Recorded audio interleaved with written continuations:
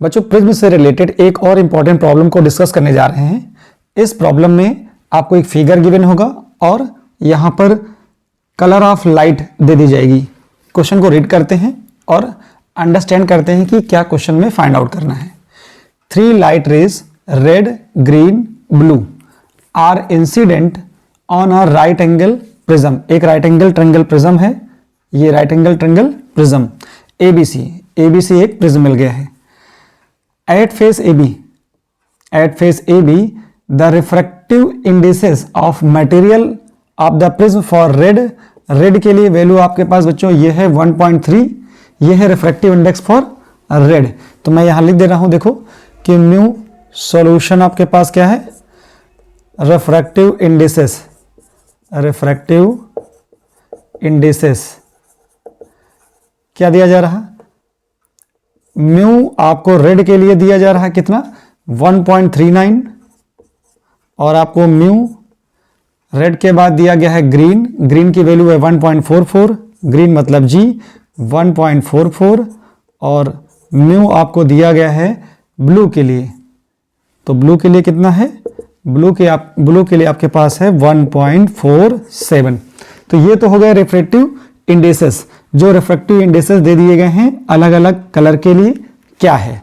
अब पूछा जा रहा है इसमें से आउट ऑफ विच 3 कलर्स, जो ये 3 कलर दिए गए हैं, ये 3 कलर्स ऑफ, यहां पे 3 कलर्स रे दी गई हैं, 3 कलर्स की रे दी गई हैं जो नॉर्मली फॉल होती हैं प्रिज्म एबीसी के फेस एबी पर।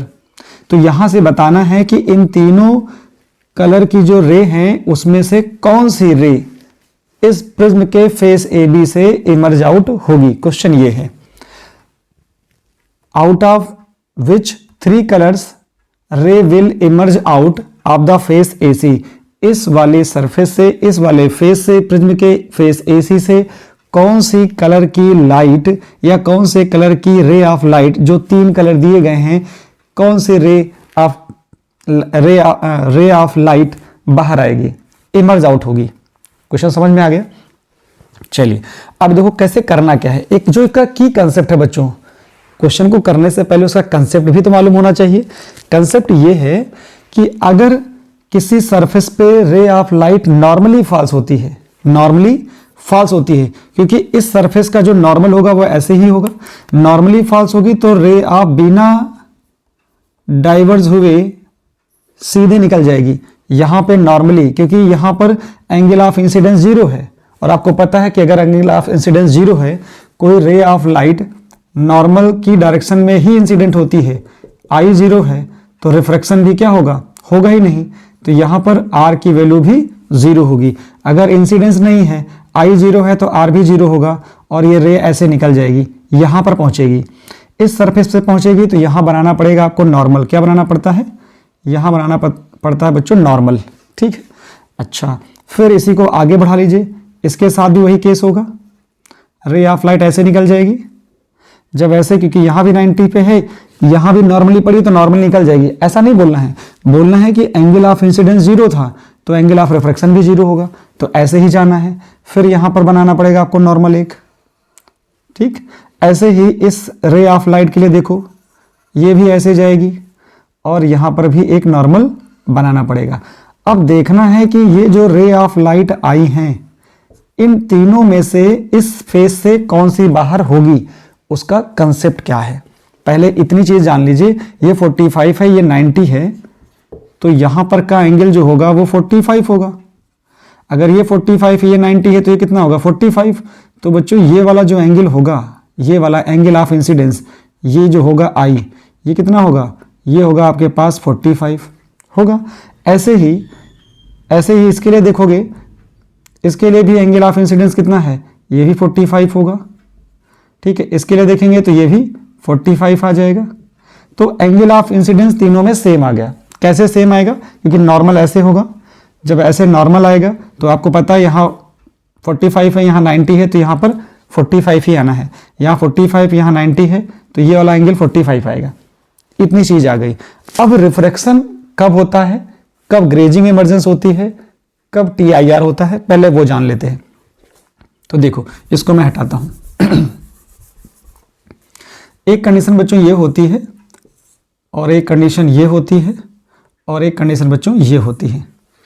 ठीक है, 3 कंडीशन है। यहाँ पर क्या है, रेरर है, ये डेंसर है, रेरर है, डेंसर है, रेरर है और डेंसर है।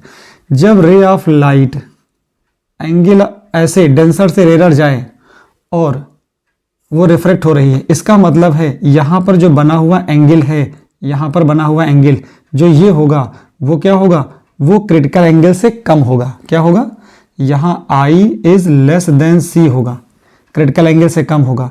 अगर कोई रे ऑफ लाइट डेंसर से रेरर मीडियम में जा रही है और वो ग्रेज कर रही है, ग्रेज का मतलब बच्चों ये होता है, ग्रेज का मतलब ये है कि डेंसर मीडियम से रेरर मीडियम में कोई रे ऑफ लाइट जाए और वो ऐसे चली जाए, मतलब उसके लिए रेरर मीडियम में एंगल कितना हो, रिफ्रैक्शन एंगल हो जाए 90 डिग्री। तो बोला जाता है यहाँ पर जो एंगल बनेगा that angle should be equal to critical angle. अगर डेंसर मीडियम में angle of incidence critical angle के बराबर है, क्रिटिकल एंगल के इक्वल है, तो यहाँ पर ग्रेजिंग इमर्जेंस होती है। ये क्या हो रही है, यहाँ पे हो रहा है ग्रेज, यहाँ ग्रेजिंग हो रही है। ठीक है, यहाँ रिफ्रैक्शन हो रहा है, यहाँ रिफ्रैक्शन हो रहा है। और यहाँ पर देखो, अगर एंगल ऑफ इंसिडेंस क्या है, ये angle of incidence critical angle से ज़्यादा पे हो रहा है। अगर एंगल ऑफ इंसिडेंस क्या है, क्रिटिकल एंगल से ज़्यादा है, तो रे ऑफ लाइट उसी मीडियम में लौट आती है। अगर ये थीटा है तो ये वाला भी थीटा ही होगा। मैंने आई तो बताया है कि आई क्या है, क्रिटिकल एंगल से ज़्यादा है। क्रिटिकल एंगल से एंगल ऑफ इंसिडेंस कितना है, मान लीजिए ये यहाँ पर 45 है और आई की वैल्यू क्या आ गई, 50 आ गई, तो 50 एंगल तो है एंगल ऑफ इंसिडेंस, तो उसी एंगल पे यहाँ पर रिफ्लेक्शन भी हो जाएगा। तो ये थीटा होगा, तो ये वाला भी थीटा हो जाएगा। इसको मैं लिख दे रहा हूँ, देखो सही से, ऐसे। ठीक, ये हो गया। यहाँ थीटा है तो यहाँ भी थीटा होगा। ये बच्चों यहाँ पर एंगल ऑफ इंसिडेंस है, I is greater than C, I is greater than C, बहुत छोटा छोटा है, I is greater than C होगा। यहाँ एंगल थीटा है तो यहाँ भी थीटा हो जाएगा। तो ये बच्चों कंडीशन होती है टी आई आर की। क्या होती है, टी आई आर की। तो मैंने आपको तीनों कंडीशन बता दी हैं, कब रिफ्रैक्शन होगा, कब टी आई आर होगा और कब ग्रेजिंग होगी। ग्रेजिंग के लिए angle of incidence critical angle के बराबर होगा। यहाँ पर देखो, अगर angle of incidence blue light के लिए, ब्लू रे ऑफ लाइट के लिए अगर angle of incidence critical angle के बराबर आ जाए तो ये ग्रेजिंग हो जाएगी, ग्रेजिंग इस सरफेस पे हो जाएगी। अगर कम आया तो रिफ्रैक्शन हो जाएगा, बाहर निकल जाएगी। अगर एंगल, ये एंगल ऑफ इंसिडेंस क्या हो जाए, angle of incidence critical angle से कम होगा, ध्यान रखना। अगर angle of incidence critical angle से कम है तो क्या होगा, रिफ्रैक्शन होगा। अगर angle of incidence critical angle के बराबर है तो क्या होगा, ग्रेजिंग होगी। अगर angle of incidence critical angle से ज्यादा है तब क्या होगा, टी आई आर होगा।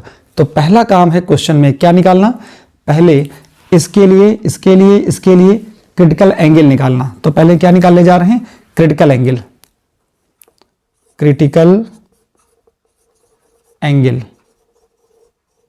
For given colour of light, given colour of रे। तो देखो फॉर्मूला क्या होता है, आपको पता है बच्चों, sine C is equal to होता है 1/μ होता है।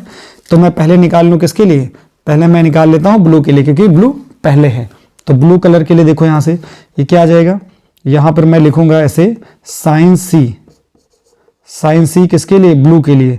तो यहाँ से आ जाएगा 1/μ ब्लू आ जाएगा। 1/ब्लू के लिए देखो रिफ्रैक्टिवनेस कितना है, 1.47 है। कितना है, 1.47। 1.47 को अगर मैं सॉल्व करता हूं, जैसे ही 1/1.47 को सॉल्व करूंगा तो बच्चों ये आ जाता है 0.6802 आएगा।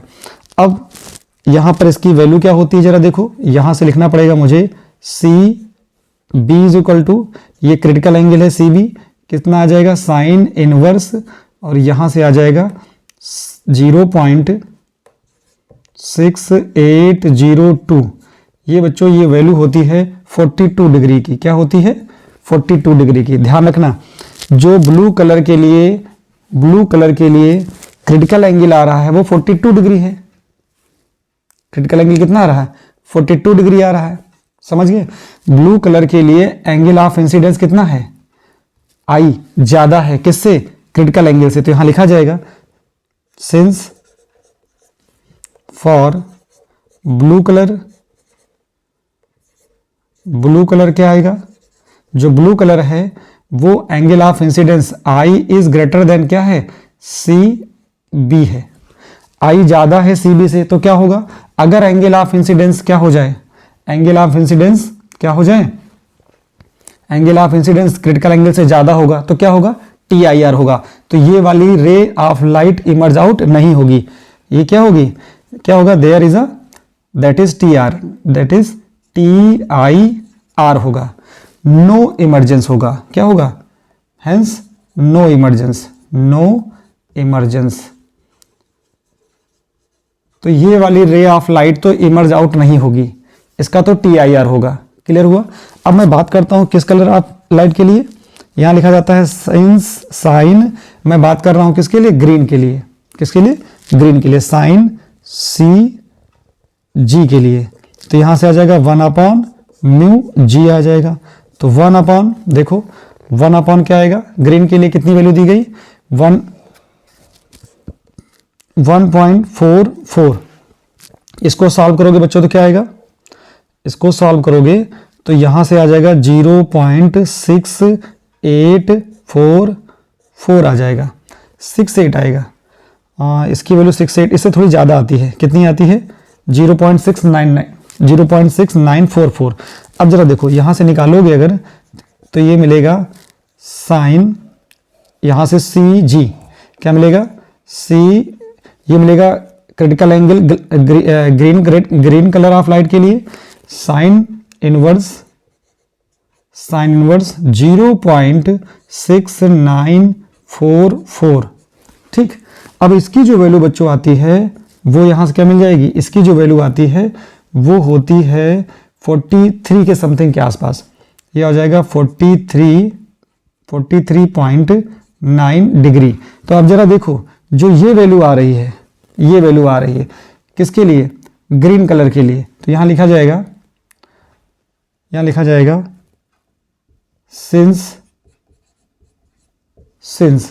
जो ये सिंस फॉर ग्रीन कलर क्या चीज है? जो ग्रीन कलर है उसके लिए जरा देखो, ग्रीन कलर के लिए जो एंगल ऑफ इंसिडेंस है वो कितना है? 45। और क्रिटिकल एंगल कितना है? क्रिटिकल एंगल है 43.9। तो क्या ज्यादा है? एंगल ऑफ इंसिडेंस ज्यादा है। यहां क्या लिखा जाएगा? I is greater than critical angle of green colour. इसका मतलब क्या होगा? No emergence, only T I R, that is only T I R. क्या होगा? सिर्फ टी आई आर होगा। क्या होने वाला है बच्चों? सिर्फ टी आई आर होने वाला है। थोड़ा सही कर देता हूं मैं। क्या आने वाला है? ओनली टी आई आर होगा। क्लियर हो गया? अभी एक चीज बच रही है। क्या बच रही है? अभी मैं बात करूंगा रेड कलर के लिए। रेड कलर के लिए कितना आने वाला है? देखिए रेड कलर के लिए क्या आ जाएगा? देखो यहां से ये यहां लिखा जाएगा साइन रेड कलर के लिए। तो क्या आएगा? Sine C R. यहां से आएगा 1/μr। क्या आएगा? Mu R. तो वैल्यू पुट करोगे 1/μr के लिए कितना है? आर के लिए 1.39 है, 1.39। जब बच्चों इसको सॉल्व करते हो, इसको सॉल्व करोगे तो यहां से इसको हटाओगे तो ऊपर हो जाएगा 100, नीचे 1/139। इसको सॉल्व करोगे रेड के लिए तो ये मिलेगा कितना? ये आ जाता है 71 के आसपास, 0.7194 आ जाता है। यहां से इसको और देखोगे तो critical angle for red colour की वैल्यू क्या आएगी? साइन इनवर्स ये आएगा। इसको आप सॉल्व कर लेंगे तो आपको मिल जाएगा। यहां से कितना आएगा?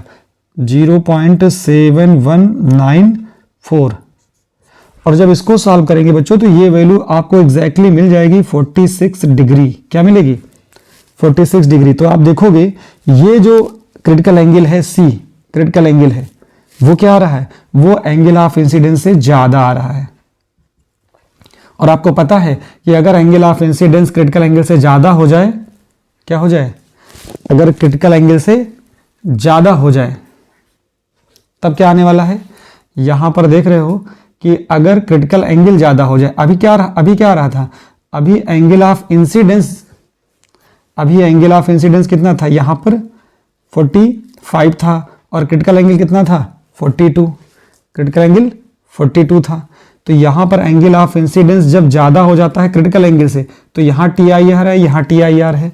इन दोनों कलर के लिए मैं यहां फिर से लिख देता हूं। ब्लू कलर के लिए क्या है? I इज ग्रेटर देन है, किससे? I इज ग्रेटर देन, देखो 45 इज ग्रेटर देन, जो I होगा वो कितना है ब्लू कलर के लिए? 42 डिग्री है। I is greater then 42 degree, तो TIR होगा। क्या हो जाएगा? सिर्फ TIR। यहां पर भी देखो जो एंगल ऑफ इंसिडेंस आया है वो कितना आया है? 43.9 डिग्री, मतलब 45 से अभी भी कम है। ठीक है, एंगल ऑफ इंसिडेंस ज्यादा है क्रिटिकल एंगल से, ये क्रिटिकल एंगल है, ज्यादा है, तो क्या होने वाला है? सिर्फ TIR होने वाला है। जरा यहां देखो, यहां जो एंगल ऑफ इंसिडेंस है, एंगल ऑफ इंसिडेंस कितना है? 45, और TIR कितना है? TIR कितना? एंगल ऑफ इंसिडेंस अब की बार लेस देन हो गया, किससे? 46 डिग्री है। अब की बार ये क्रिटिकल एंगल ज्यादा है और एंगल ऑफ इंसिडेंस कम है। जब angle of incidence critical angle से कम होता है तो रिफ्रैक्शन होता है। रिफ्रैक्शन होगा तो ये रे ऑफ लाइट क्या होगी? इमर्ज आउट होगी। तो आप आंसर क्या लिखोगे? Only, only. यहां क्या लिखा जाएगा? For red colour I is less than CR, hence there is refraction, there is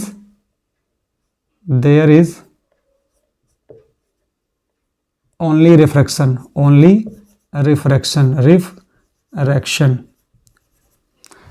refraction होगा। क्या हो जाएगा? Only refraction. इसको और मैं सही से लिख देता हूं, यहां पर ओनली रिफ्रैक्शन है, ओनली रिफ्रैक्शन होगा। तो आपका जो बच्चों आंसर आने वाला है वो क्या हो जाएगा? Hence out of given 3 colours, answer मैं यहां लिख देता हूं,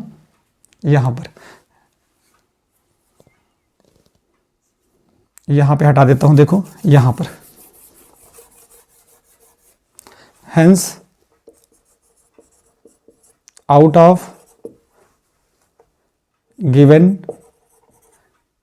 3 colors only red will be emerge out। क्यों ऐसा हो रहा है? उसका एक प्रॉपर रीजन आपको देना पड़ेगा, और वो देना पड़ता है किससे? देना पड़ता है क्रिटिकल एंगल की हेल्प से। जब आप इस फॉर्मूले को अप्लाई करेंगे तब आपको प्रॉपर आंसर मिल जाएगा। ये ऐसे है। तो ये बच्चों प्रॉपर सॉल्यूशन है इस क्वेश्चन का, जिसमें ये पता करना है आपको कि कौन सी कलर की रे ऑफ लाइट इमर्ज आउट होगी, किसमें TIR होगा।